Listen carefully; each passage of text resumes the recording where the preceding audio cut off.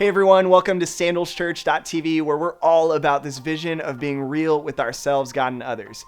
If you want to learn more about this vision and just really dive deeper into the sermons each week, you can go to debrief.show, where Pastor Matt is giving us real answers to tough questions. Thanks so much. Enjoy the service. We're more free than ever to pursue our desires and create the life we've always dreamed of. But life is still full of hard choices. Were we ever supposed to figure this all out for ourselves? What do you really want? Live your truth. Chase your dreams. Is this okay? Follow your heart. Follow your heart. What do you really want? Live your truth. Do this for you. Chase your dreams. Chase your dreams. Do this for you. Do this for you. Isn't it your turn to be happy? Live your truth. Isn't it your Follow turn to your be heart. happy? Isn't it your turn to be okay? happy? Now What what? do you really Now want? what? Does it even matter? Does it even matter? What will we choose?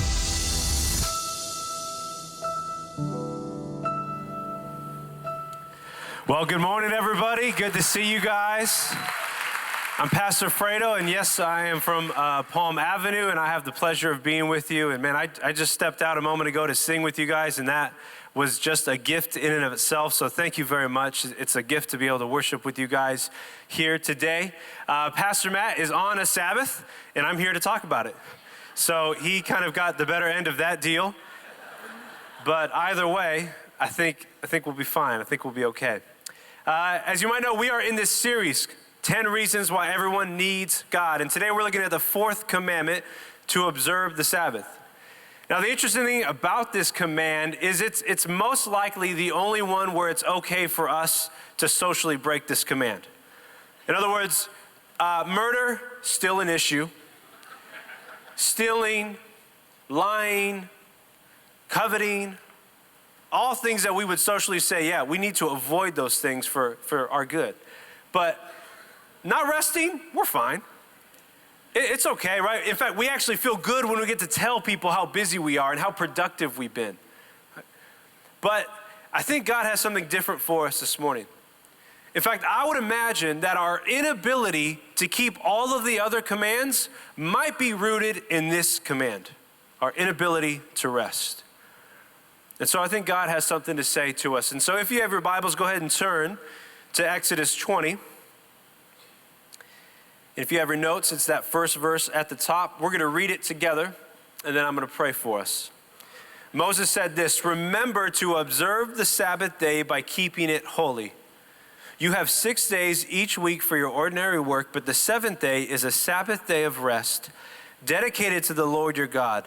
On that day, no one in your household may do any work. This includes you, your sons and daughters, your male and female servants, your livestock, and any foreigners living among you. For in 6 days the Lord made the heavens, the earth, the sea, and everything in them, but on the seventh day he rested. That is why the Lord blessed the Sabbath day and set it apart as holy." Let's pray together. Father, you created and then you rested, and you enjoyed your rest, and you call us now to also experience that. And so would you teach us in our time together what it means to rest? We pray this in Jesus' name, amen. My childhood idol was Michael Jordan. Now you guys got to understand, I'm born in 1986, so you can do the math on my age. So anything late 80s and early 90s really shaped me as a person. And I loved MJ. I wanted to be like him, right? Just like the Gatorade commercial, if you're familiar with it, that he did. I want to be like Mike, like Mike, like Mike. I want to be like Mike. Nobody gets that. Go find that commercial, please. It's fantastic. And I sang it to perfection right now. But MJ, man, there was probably nothing more wonderful for me as a kid than to watch that man shoot a basketball, to watch him dunk, to watch him stick his tongue out, right? And he was just the epitome of greatness, and I wanted that. And a few years ago, he turned 50. And ESPN did this big article on him. They sent a journalist to travel with him, to play golf with him, to go to his business meetings, to hang out at his house and watch ball games. And during that time, the journalist asked MJ to reflect on his life. And surprisingly, Michael Jordan had this to say: "My work is an addiction. You asked for this special power to achieve these heights, and now you got it, and you want to give it back. But you can't. If I could," listen, church, he says, "if I could, then I could breathe." He goes on to say, "My self-esteem is tied directly to the game. Without it, he feels adrift. He asks this question: who am I? What am I doing?" Isn't that astonishing?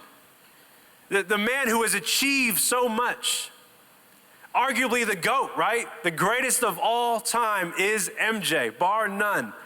He says it's an addiction. You know what MJ needs? He needs the Sabbath. But you see, his problem is also my problem too. And I'm willing to bet it's your problem as well. Maybe you haven't achieved everything he has, or maybe you even have, but you're still restless. You're still needing more. And we need this command more than ever, because we are an overworked people. We are addicted to our work. Right? And that's true if you make a lot, right? Because if you make more, you feel compelled to work more. If you work very little, you got to take 2 jobs, 3 jobs just to make ends meet. And if you're not working at all, because I know some of you in a room this size probably would love to have work right now. But the truth is, you don't rest either. There's a restlessness about that because you're not able to produce anything. So regardless of where you're at on the scale, you need rest. But we don't have it. We don't experience it. In fact, here in California, we're told that if you're in a full-time management position, you work at least 50 hours a week already. That is scary. That is terrifying to think about. We are addicts in our work. We are fundamentally addicted to what we do. And here's how you know: because you try to overwork as a way to get out of your work. In America, we'll just get ahead. I'm going to just get ahead a little bit today so that I can take it easy later. And then it never happens. That's the definition of addiction. You try to break your addiction by doing the very thing you're addicted to. This is where we find ourselves, and this is why we need rest. But you see, the first thing as we talk about this, I want us to notice is that real rest isn't just a day off. Real rest is not just a day off. Isn't it kind of frightening that in our world today, especially here in America, we are simultaneously overworked and go on too many vacations? We have too much to do and too much leisure at the same time. It's kind of crazy. And the reason why I think we struggle and are still anxious is because leisure was never meant to give us more life. Leisure will lead us into a shallow life. And that's why the weekends are never enough for us, right? If Sabbath was just a day off, you wouldn't say things like, "Man, I need a day off for my day off." Or "I need a vacation for my vacation." 8 hours from now when the sun is about to go down and you're thinking, "Man, it's Monday again tomorrow. And I got to go back to the same thing again." See, it's more than just a day off. God is experiencing more. And so here's what we need to consider. Only God then can help me rest. Only God can help me rest. Notice what he says there in verse 11. It says, "For in 6 days the Lord made the heavens, the earth, the sea, and everything in them.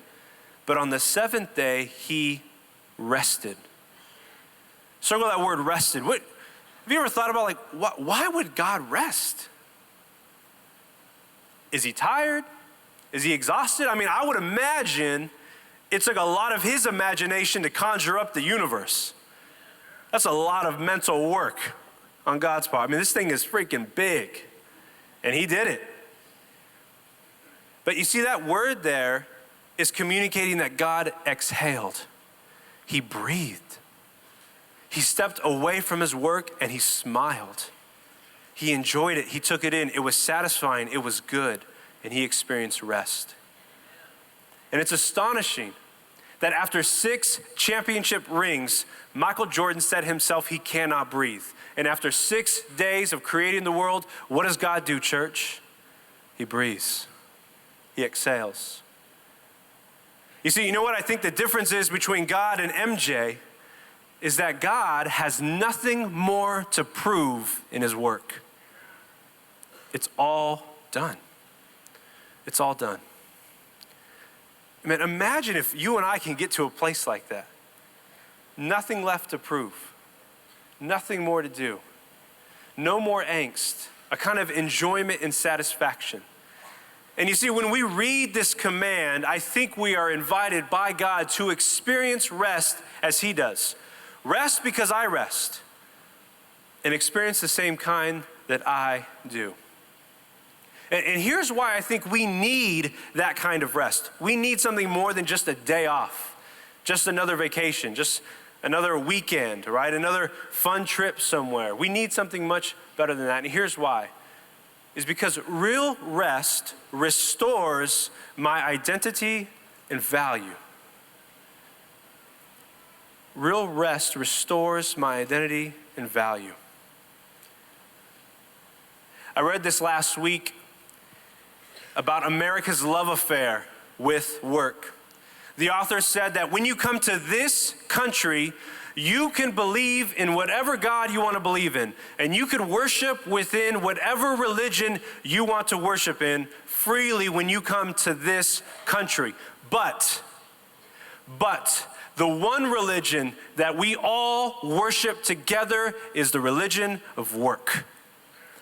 Workism. We do it, and we do it well.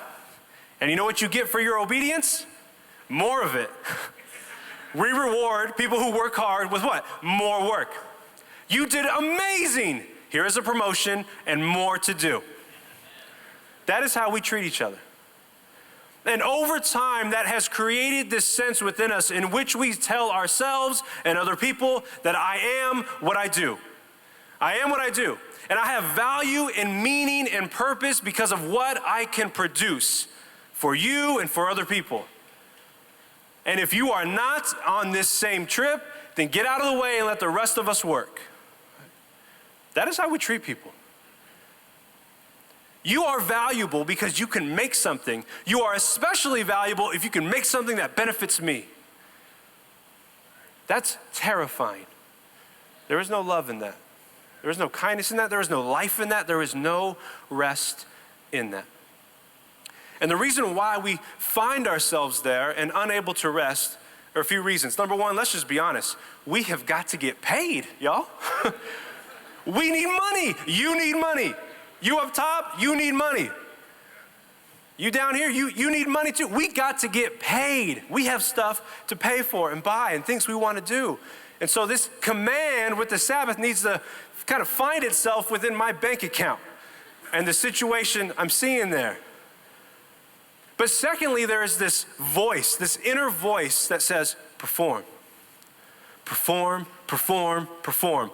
Who's going to do it if I don't do it? This whole thing is going to fall apart if I don't make this happen.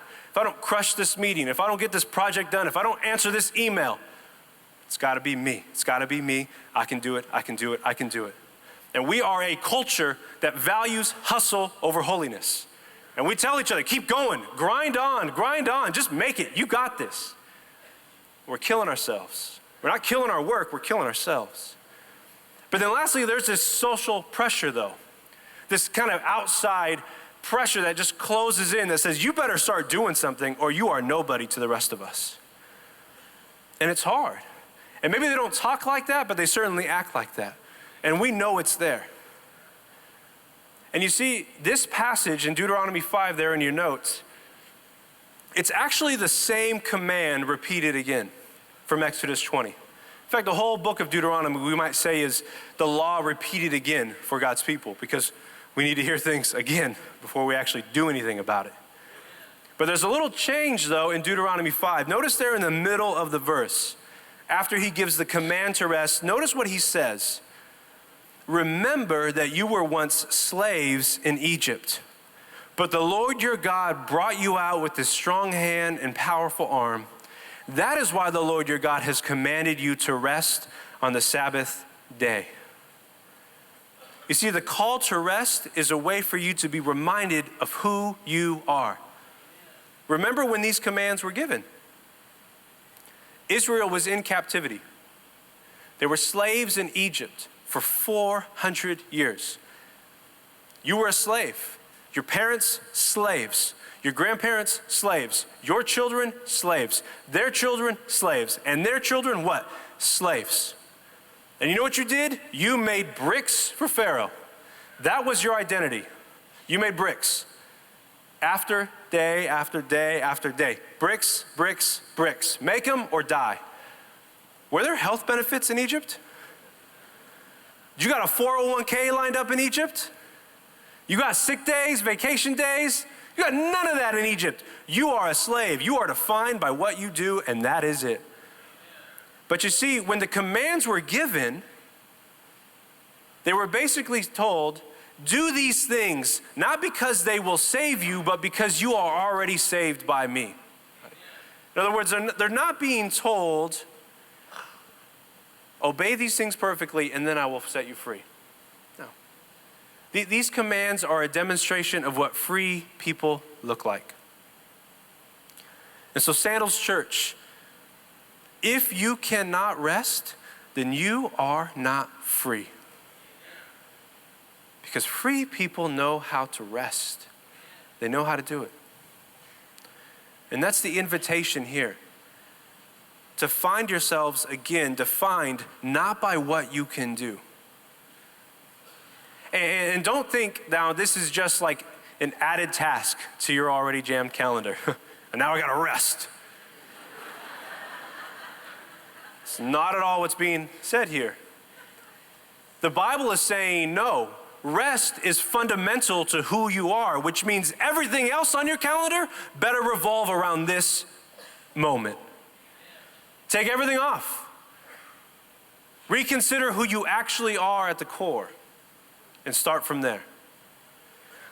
You see, Sabbath begins to give us this voice that says no, especially in a culture where everyone is telling us now. Do it now. Do this now. You say no. We will not serve oppressive powers, because do we benefit from our overwork? I do not think so. Netflix does. Instacart does. And that's great if you work at Instacart. I use you, so don't be upset. But we don't benefit from our overwork. So Sabbath is this invitation to rediscover who we are apart from what we do, because you are not identified by those things. And so stop and rest. Now, if that's what it is, how do we get this? How do we actually begin to receive this in our lives?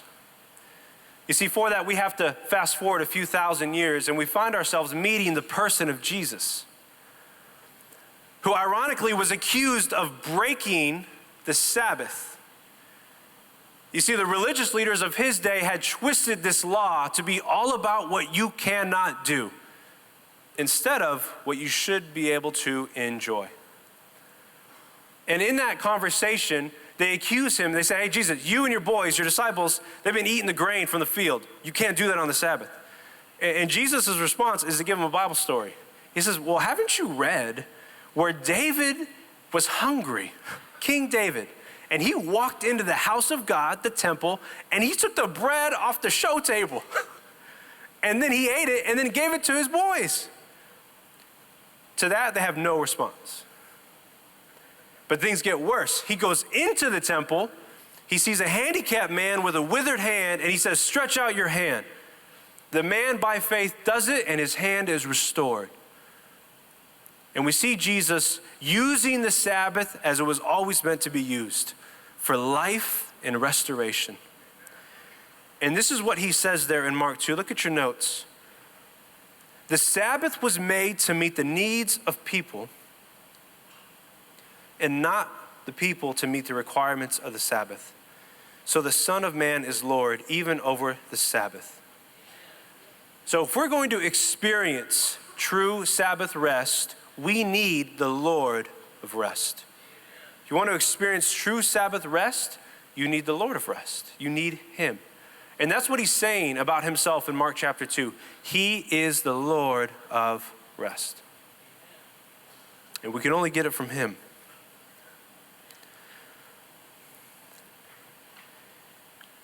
It's amazing that he can say that about himself. Come to me, I'll give you rest. What's even more astonishing is at the end of his life. You'll notice there in John 19, the passage right below that. Look what it says there. Jesus knew that his mission was now finished.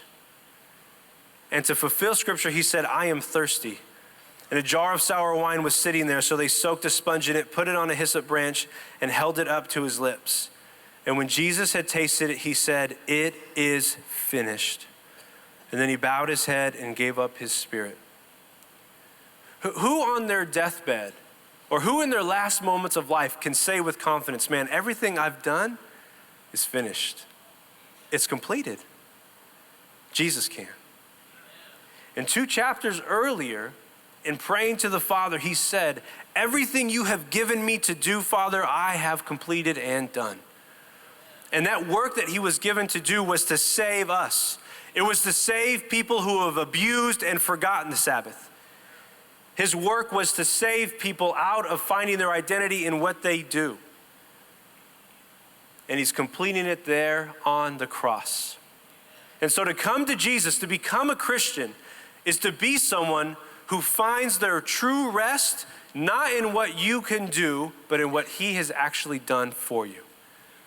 And you find your value, your worth in his finished work and not your own. Not your own. That's what it means to be a Christian. And we were just singing that song a moment ago. He is our living hope. And the part where we all cheered was at his resurrection. Because after he said, it is finished, where did they place him? In a tomb. And what do we see Jesus doing? Resting. He's working and then he rests. He worked and then he rests. And in his rest, he was about to spark the largest, most massive revolution you had ever seen, where people find new life and experience resurrection themselves. The completed work. And if you want true rest, Sandals Church, you need to go to the Lord of rest. You need to go to him. And will you take him, right? The option now is in front of you. Will you receive him? Will you take him as he is? Because this is the problem that we have. We don't like to take something that we haven't earned. It's a gracious, free gift that he invites everybody into. But that's hard for us. But when you think about this world, this universe that we're in, is there more grace from God to receive, or is there more work for us to do? What is there more of, Sandals Church? There will always be more grace. And listen, there's a lot of work for us to do, but there will always be more grace for us to receive. And so will we be humble enough to stop what we're doing? Can we stop and receive him as he is? If we can, then let's hear these words from Hebrews 4. As the author is talking about Jesus and what it means to trust in him, he says this, so there is a special rest still waiting for the people of God. For all who have entered into God's rest have rested, underline this phrase, rested from their labors, rested from their work, just as God did after creating the world. So let us do our best to enter that rest. But if we disobey God, as the people of Israel did, we will fall. And so if you're wondering what it looks like to obey the fourth commandment, it means to trust in the Lord.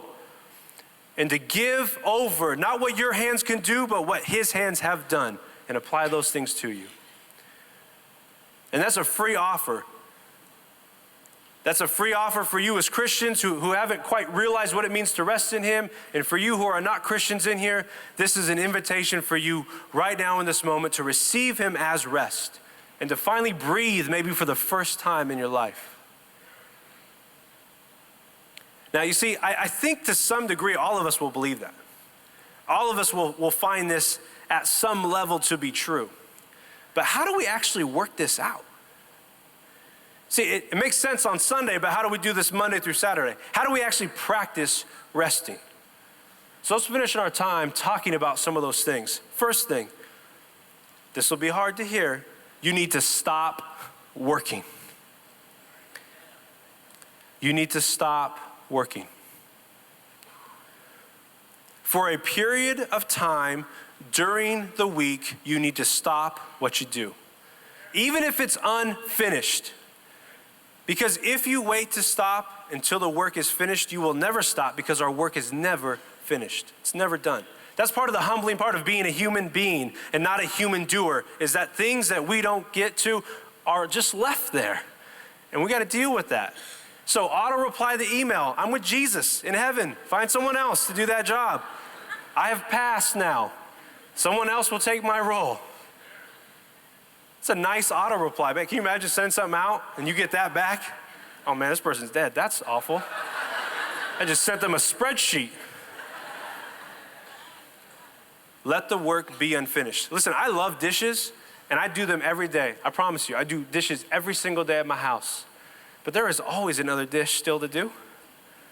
My sink right now is full of them, just so I could remind myself of this sermon today, that my work is unfinished, even when I go home.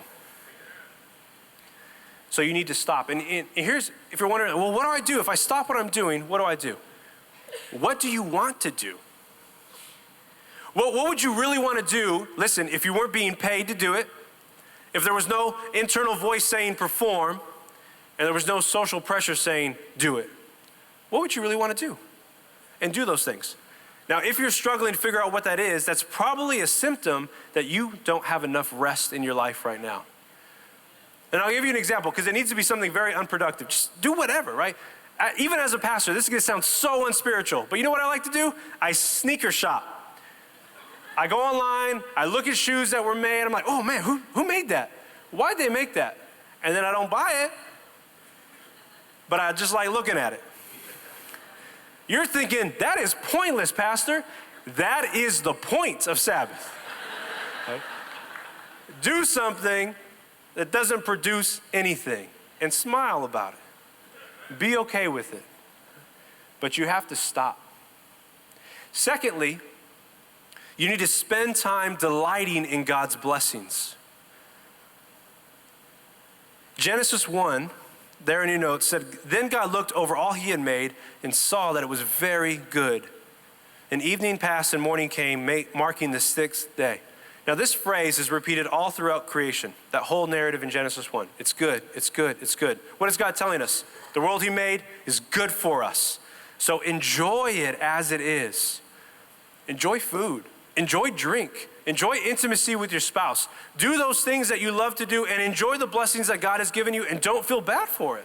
Just take it in and find him in it and smile about it. You see, our problem is we overwork so that we binge everything. We binge eat, we binge Netflix, right? We binge everything so that when it's time to rest, there's nothing for us to enjoy and be satisfied in.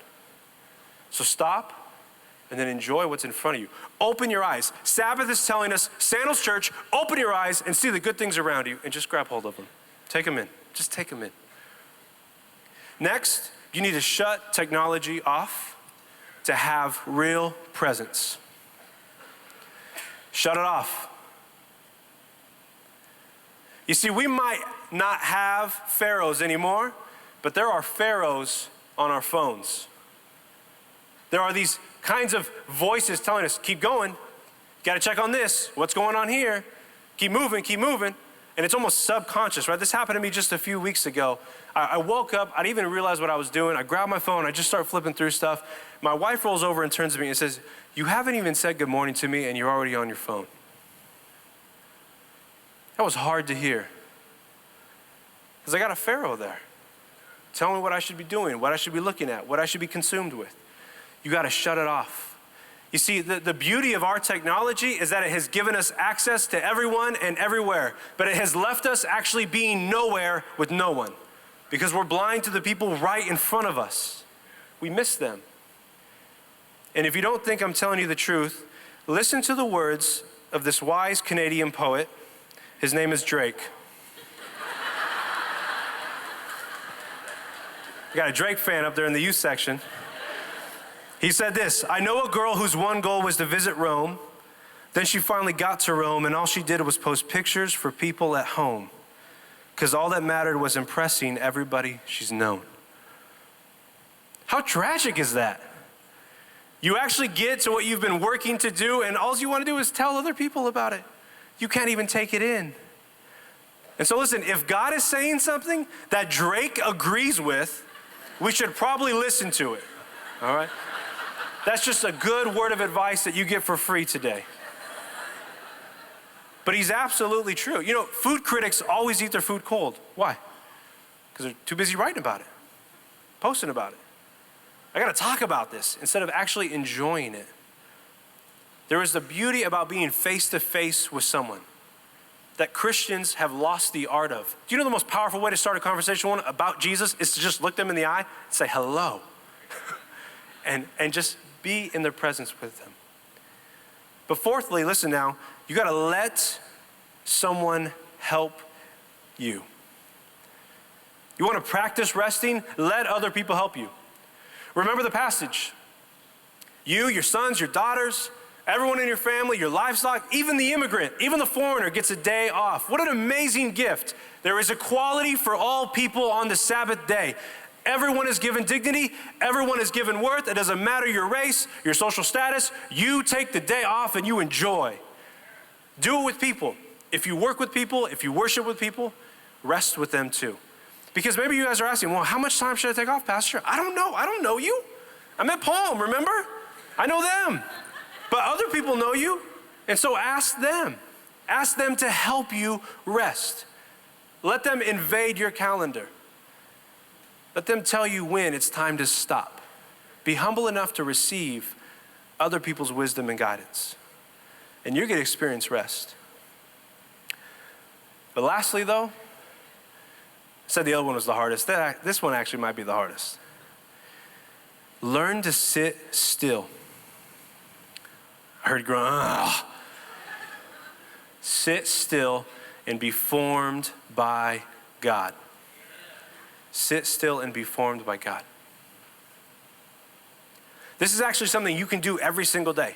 60 seconds. Do nothing, just sit there, take in God's presence. Bump it up to 90 seconds. Bump it up to twice a day. Bump it up to 3 times a day. This is a way for us to actually practice Sabbath every day of our lives. And you can do it. Look at what Psalm 132 says.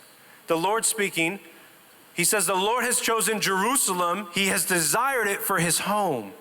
This is my resting place forever," he said. "I will live here, for this is the home I desired." And Jerusalem there is not just a place, it's a people. It's a group of people. And God is saying, I want to rest with you. I want to be with you. So can we stop long enough to enjoy that? Can we stop long enough just to appreciate his presence and to offer ourselves and the best of what we have to him, church? Can we do that? I think we can. I think we can get to that place where we can. Because when you begin to do that, your work is now connected to his. You see, it's like this. My son, Eli, he's 5 years old now, but a few years ago, he got into this little thing where he would love to bring Ashley and I gifts. And he would tell us, "Mommy, Dad, I made this for you. I want you to have it." And even if it was kind of janky, we're like, "Oh my gosh, son, this is fantastic. Man, you must have spent hours doing this." And he was like, "Uh-huh." Now here's the thing. What he was giving us, church, were things we already owned. But you see what's happening there in that exchange. It's not transactional. He's not trying to give us something in order to earn his status with us. He's giving us something because he already has a status with us. He is my son. He will always be my son, and I love him regardless of what he does or doesn't do. He will be my son. And that's what happens to us when we experience sitting still and being with God. We realize that he accepts us, not on the basis of what we have done, but on the basis of what Jesus has done for us. And that exchange is purely relational. It's a loving gift. And you can get that as you sit still. And as we close our time, I want us to hear these words from Jesus. Because he says, "Come to me, all of you who are weary and carry heavy burdens, and I will give you rest." Come to the Lord of rest. You see, we need to value being with him over being like him. Because when we sit still, we realize we are not omniscient. We don't know everything, right? But what do we love to do? Google it, find out what's the answer. Go on social media. What are they doing? I want to know. What are they wearing? I want to know. Where are they going? I want to know. Dang, my life sucks. Look at them. We want to be omniscient. We can't know everything. Sit still and enjoy that you don't know everything. Also, we want to be omnipotent, don't we? We want to be all powerful. We want to be able to fix everything, solve every problem, but you can't. When you sit still, you realize things go unfixed, and that's okay. And of course, we want to be omnipresent. We want to be everywhere, but you can't. When you are here, you cannot be everywhere, and that is okay too. And so let's go to the Lord of rest together. Let's do that. We're going to close our time practicing being still as a church. And I'm reminded, you may not be familiar with the story, but there's a Greek story about a man named Atlas who was cursed by the gods after this great battle. You may not have read the story, but I'm sure you've seen the picture or the statue. It's this big, burly, strong man. And what is he carrying on his back? The world. He's got the weight of the world on his back. He's exhausted. He's burnt out. He's been carrying this thing as a curse. But you know what the Bible says about Jesus in Colossians 1:17? It says that Jesus is before all things, and in him all things are held together. Atlas has got the world on his back, Sandals Church, and Jesus has it in his hands. He has it in his hands. And that is why he can tell us with confidence, my yoke is easy and my burden is light. Why? Because I hold the world in my hands. And things are going to be just fine. And so stop and rest. Let's do that together. Go ahead, I want you just to rest your hands on your laps, if you can. And as you rest your hands on your laps, I want you to face your palms upward. Open them up. And as you do that, I want you to close your eyes for just a moment. Take a breath in.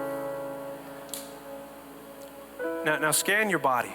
Feel the tension, the pressure, the hurt. And realize that you could only be here, but the wonderful thing is God is here too. And so give those things to him.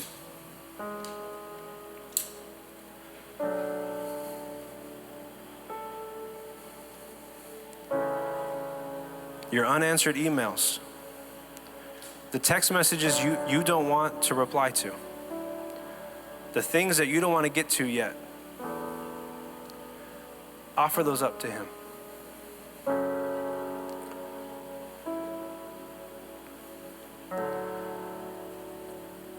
Your relational conflict, the people in your life who you feel like are just draining you, the weight of who you are yourself, open that up and give it to him.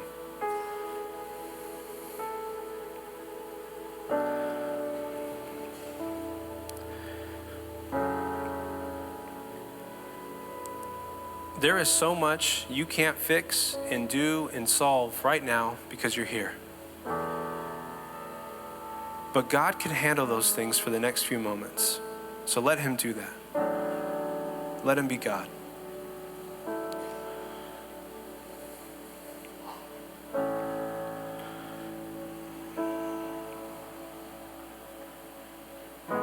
And as you place those things in Jesus' hands, know that you place those in hands that are wounded for you.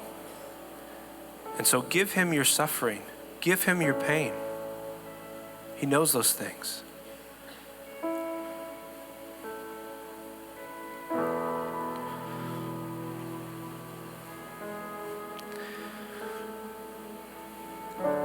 Heavenly Father, you gave us as a gift rest. But we confess, God, that we have avoided it. We have forsaken rest so that we can build for ourselves a name and find meaning and worth apart from you. So God, would you save us from that now?